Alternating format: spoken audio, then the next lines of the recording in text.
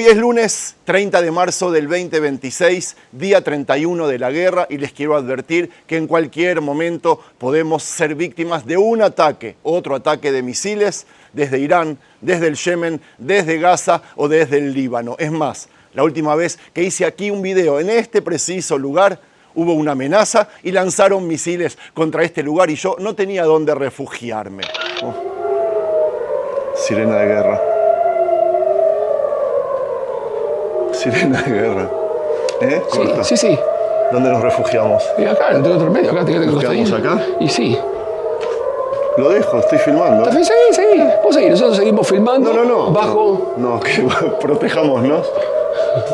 Lo que están escuchando ahora es una sirena que está absolutamente en todo el país y suena de acuerdo al lugar donde posiblemente puede caer un misil. Y ya nos han tocado varias veces, en Tel Aviv mucho menos que en el norte, pero bueno, estábamos esperando que puede llegar a ser también acá, lo estamos escuchando. Otra de las cosas que les quiero decir es que los misiles, cuando son lanzados y atacan a Israel, están atacando a todos los ciudadanos. Y ellos no hacen diferencia entre cristianos, musulmanes, judíos, jóvenes, ancianos, lisiados, enfermos o lo que sea. El misil viene para asesinar a quien sea y esto es una ruleta rusa. Amigos, estoy en Yafo, Jope para los amantes del Nuevo Testamento, y detrás mío una entrada a una casa de Simón el Curtidor, que ustedes deben conocer porque aquí se albergó hace miles de años Pedro y tuvo una visión que cambiaría la historia. Pero yo no estoy aquí para hablar del Nuevo Testamento, no sé mucho del mismo y cuando quiero hablar para los hermanos cristianos del mismo, traigo gente invitada que es mucha más experta que yo. Yo vine acá para hablar de otra cosa, porque en medio de la guerra real, ayer corrió por el mundo otra historia, que al arzobispo de Jerusalén, Pizzaballa, no se le dejó entrar al Santo Sepulcro para realizar la misa del Domingo de Ramos. Si bien eso es verdad, no contaron toda la verdad. Porque la verdad es de que, y ustedes lo están viendo día tras día cuando yo hago videos desde el lugar de los hechos, bajo amenaza, bajo misiles como me pasó este mismo sábado, el Muro de los Lamentos está cerrado hace 30 días y el rabino principal de Israel no puede rezar ahí. Nosotros no podemos entrar al Muro de los Lamentos, el lugar más sagrado para nosotros, incluso en días de fiesta, como la de Purim que pasó. Arriba del Muro de los Lamentos, el monte del templo está cerrado para los primos musulmanes que durante su fiesta principal, el Ramadán, ni siquiera el imán principal pudo llegar a la mezquita del Aqsa. Y esa es la realidad. No es discriminación religiosa lo que le pasó ayer al arzobispo o a los hermanos católicos cristianos del mundo. Es una misión, una decisión que intenta salvar vidas, porque en ese mismo lugar, apenas 150 metros de ahí, cayeron restos de misiles hace pocos días y el que entra al Santo Sepulcro no tiene dónde refugiarse. Entonces el Estado de Israel, para cuidar a todos sus ciudadanos, no importa en qué uno piensa o qué edad tiene, entonces se decidió que hasta que no termine la guerra, no termine la amenaza por lo menos, nadie puede entrar a ningún lugar sagrado, por lo menos dentro del marco de la ciudad vieja de Jerusalén, que es uno de los objetivos principales a los que apunta Irán. A la noche, el primer ministro de Israel, Netanyahu, después de ver de que el mundo católico se ofendió, decidió darle permiso a Pizzaballa para que entre, diciéndole que es bajo su propia responsabilidad, que en Israel nosotros nos guiamos diferente. Es más, dejó abiertas todas las iglesias durante toda la semana para quien quiera ir a rezar lo pueda hacer bajo su propia responsabilidad. Amigos, vamos a hacer un video por esta ciudad, voy a recorrerla y como les dije no voy a hablar del Nuevo Testamento, pero sí voy a hablar sobre los cristianos que viven en Israel, cómo viven, qué hacen, cómo son considerados y cuál es la diferencia entre los cristianos que viven aquí en Israel y los que viven en el resto de la zona, en los países árabes. Les habla Sergio Bacari, del canal Bacari Suelto en Israel. Otra vez con ustedes, gracias por acompañarme. Felices fiestas a los hermanos cristianos, felices fiestas a los hermanos judíos que pasado mañana comenzamos la festividad de Pesaj. Y antes de comenzar a pasear, les quiero pedir que los que no visitaron nuestra tienda virtual, están invitados a hacerlo. ¿Cómo visitarla? Pinchando en el enlace de aquí arriba, o en el primer enlace de este y todos los videos del canal. Y aquí van a poder llevarse cosas desde Tierra Santa a vuestras casas, no importa en qué lugar del mundo ustedes viven. ¿Quieren conocer la realidad de los cristianos aquí en Israel? Acompáñenme. Amigos, antes de salir a caminar, les voy a mostrar la casa de Simón el Curtidor, que, como les dije, según la fe cristiana, aquí se alojó Pedro durante su paso por esta ciudad portuaria, en una época donde Yafo era un punto clave de conexión con el resto del mundo. Les cuento que Simón era curtidor, trabajaba con pieles, un oficio que en aquel tiempo no era bien visto dentro de la sociedad judía por temas de pureza ritual y todo eso. Sin embargo, es justamente en la casa de alguien así donde Pedro se quedó. Ese detalle no es menor, porque muestra una realidad mucho más amplia de lo que muchas veces se piensa cuando se habla de fe, de comunidad y de relaciones entre personas distintas, ¿verdad? Boker Tov.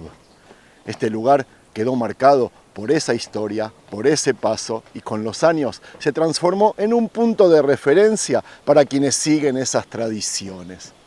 No es un lugar monumental ni imponente, como vieron, pero tiene un valor simbólico muy fuerte, y desde aquí, desde un lugar cargado de historia, es precisamente donde quiero empezar a hablar de algo que está pasando hoy en este mismo país, pero en un contexto completamente distinto. Antes, quiero sincerarme y reconocer que la decisión del primer ministro Netanyahu a mí me parece desacertada, errónea, con todo el dolor y el respeto al arzobispo de Jerusalén y a la comunidad cristiana de Israel y del mundo. Me parece populista, irresponsable y discriminatoria. Populista porque es obvio que la tomó en apuros y para que los cristianos del mundo no se enojen. Eso no es liderar, eso es rebajarse. Es irresponsable porque lo que era peligroso a la mañana era también peligroso a la noche, y no quiero pensar si, Dios no lo permita, le pasa algo a Pizzaballa mientras está ahí adentro. Adivinen a quién van a culpar, a todos nosotros. Y es discriminatoria porque aquí nadie debe tener privilegios, y si a mí me negaron la entrada el sábado pasado, se las voy a mostrar con imágenes, se la deben negar a todos. Si a líderes judíos o musulmanes no se les permitió, no se les permite entrar a sus lugares sagrados, entonces Netanyahu e Israel están discriminándolos, a todos los judíos y a todos los musulmanes. Y les aseguro que eso no lo verán en ningún noticiero. Mientras vemos la iglesia de Emanuel, voy a cerrar el tema del episodio de ayer, porque me acordé en camino acá que fue el mismo Pizzaballa que había enviado un mensaje a todos los cristianos de Israel que en este 2026 y por seguridad no habrá procesiones en Semana Santa. Dato mata relato. Y este video está dedicado a eso, a matar el relato que en Israel hay discriminación religiosa. Les mostré este mes cómo el muro está cerrado a pesar de todo, cómo hay ataques en la misma ciudad vieja, cómo la seguridad de los ciudadanos está por encima de todo rito religioso. Les mostré que no se discrimina y se deja entrar a refugios a no judíos a pesar de las cosas que se divulgan, que son calumnias. Ustedes vieron en los últimos videos cómo nadie se para en la entrada de los refugios para ver quién entra o quién sale. Les mostré cómo musulmanes entraban al refugio en esta misma ciudad Yafo. Y les quiero hacer una pregunta, sean sinceros. Digamos que tu país está en guerra con China, te están lanzando misiles y tú entras al refugio de tu casa. De repente te golpea la puerta un grupo de chinos para que los dejes entrar. ¿Los dejarías? Quizás sí, pero estoy seguro que lo dudarías. Aquí en Israel no hay dudas, hay obligación y hay educación para hacerlo, y a pesar que son musulmanes los que nos están atacando, mi casa y mi refugio están abiertos también para ellos, todos los de Israel. Aquí nadie lo dudaría. Por eso, antes de juzgar, busquen datos, no se basen en relatos. Ahora, dejen todo eso de lado un segundo y vengan conmigo, porque una cosa es lo que les cuentan y otra muy distinta es lo que pasa aquí en la calle, ahora mismo, hoy lunes 30 de marzo. Miren esto conmigo, la realidad, porque aquí es donde la historia cambia por completo. Aquí no hay titulares, no hay discursos, no hay interpretaciones, aquí hay vida real. Aquí hay personas que viven su fe con libertad, que trabajan, que crían a sus hijos, que caminan tranquilos y que forman parte de esta sociedad como cualquiera.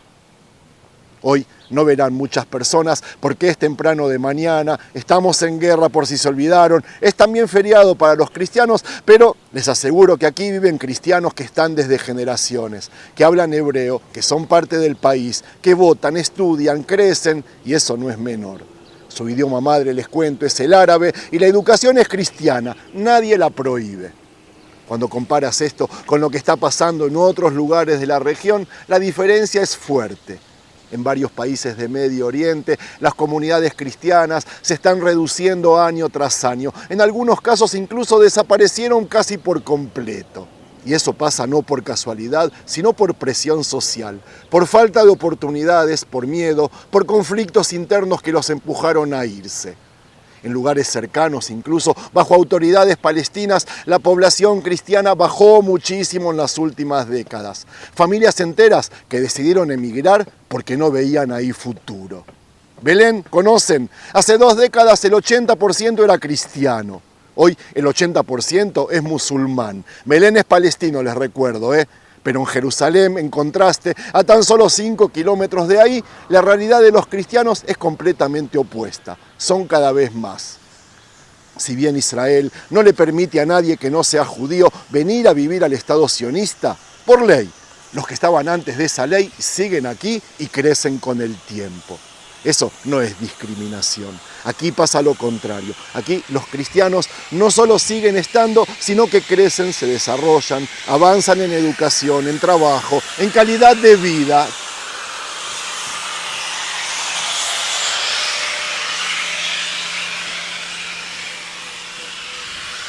Tienen acceso a sus lugares sagrados, celebran sus fiestas, mantienen sus tradiciones y lo hacen dentro de un sistema que los incluye. No como excepción, sino como parte de la norma. Y esto es lo que no se muestra, porque es más fácil vender conflicto que mostrar convivencia. Es más fácil hablar de un episodio puntual que explicar una realidad completa. Pero la realidad es esta. Hay diversidad, hay respeto, hay convivencia diaria. No es perfecto, es verdad, como ningún lugar del mundo, pero ¿saben qué? Funciona. Aquí nadie te pregunta en qué crees antes de darte una oportunidad. Nadie te frena por tu religión cuando quieres estudiar, trabajar o avanzar. Y eso, en esta región, marca una diferencia enorme. Porque cuando tú miras alrededor, ves países donde las minorías religiosas desaparecen lentamente, donde la presión es constante, donde la identidad se vuelve un problema en lugar de una riqueza. Por eso es importante poner todo en perspectiva. Miren qué lindo.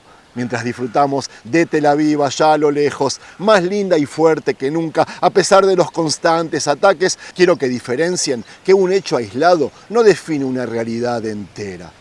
Así como un misil que derriba un edificio no destruye, como pueden comprobar, una ciudad entera, una decisión puntual no puede borrar años de convivencia. Y lo que están viendo aquí ahora mismo vale más que cualquier titular, porque esto es lo que pasa todos los días. Cristianos viviendo en Israel con libertad, con derechos, con futuro. Eso es lo que hay. Cuando se habla de cristianos en Israel, muchos imaginan solo historia o turismo, pero hay algo mucho más concreto que pasa todos los días y que casi no se muestra. Así como esos 2 trabajadores que vimos en el puente, cristianos por cierto, nadie va a mostrar el aporte real de esta comunidad al país. No estamos hablando de teoría, estamos hablando de personas que estudian, trabajan, lideran, construyen juntos a todos los demás. Los cristianos en Israel, más allá de ser muy bien vistos, muy bien tratados, los llamamos Notzrim, tienen uno de los niveles educativos más altos del país. Esto no es opinión, es un dato que se refleja en universidades, en profesiones y en presencia en sectores clave. Quien vive aquí ve cristianos en medicina, en tecnología, en educación, en investigación, gente preparada, formada y activa, que no está al margen, sino completamente integrada en el sistema. En hospitales, por ejemplo, hay médicos y enfermeros cristianos atendiendo a pacientes de todas las religiones sin diferencia, como los judíos y los musulmanes. Trabajan en equipos mixtos donde importa la capacidad, no la fe. ¿Y saben qué? Vamos a matar otro relato, a entrar a la iglesia. Podría rezar adentro si quiero, Es la iglesia de San Pedro, ya saben el motivo, ¿verdad?